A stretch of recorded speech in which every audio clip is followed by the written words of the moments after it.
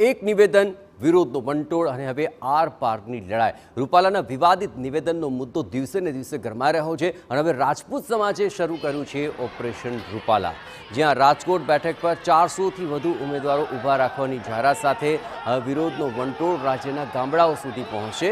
સમગ્ર વિવાદ વચ્ચે ટીવી9ને જાણકારી મળી છે કે રૂપાલા વિવાદમાં ભાજપના જ એક સિનિયર નેતાની શંકાસ્પદ ભૂમિકા છે। શક્ય છે કે ભાજપ આ નેતા વિરુદ્ધ શિક્ષાત્મક કાર્યવાહી કરી શકે છે। રૂપાલા વિવાદ વચ્ચે રાષ્ટ્રીય અધ્યક્ષ મહિપાલસિંહે હોંકાર ભર્યો છે કે કમળનું ફૂલ અમારી ભૂલ હતી। પોલીસે મહિપાલસિંહની અટકાયત કરતા મામલો બિચક્યો અને પોલીસ સાથે ક્ષત્રિય સમાજના લોકો વચ્ચે નજીવું ઘર્ષણ પણ સર્જાયું। અટકાયત બાદ મોડી સાંજે મહિપાલસિંહને મુક્ત કરી દેવાયા તો આત્મવિલોપનની ચીમકી ઉચ્ચારનાર મહિલાઓને નજરકેદ કરવામાં આવી છે।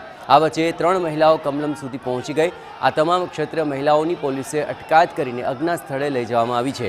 તો વિવાદના એપિસેન્ટર એવા રાજકોટમાં રાજપૂતોએ વિશાળ રેલી યોજીને કલેક્ટરને આવેદનપત્ર આપ્યું અને રૂપાલાની ટિકિટ રદ કરવાની માંગ કરી। માફી તો રૂપાલા ભાઈને આજે નહીં મળે, કાલે નહીં। તમે કહી દો ને વ્યવસ્થા નહીં મર્યાદા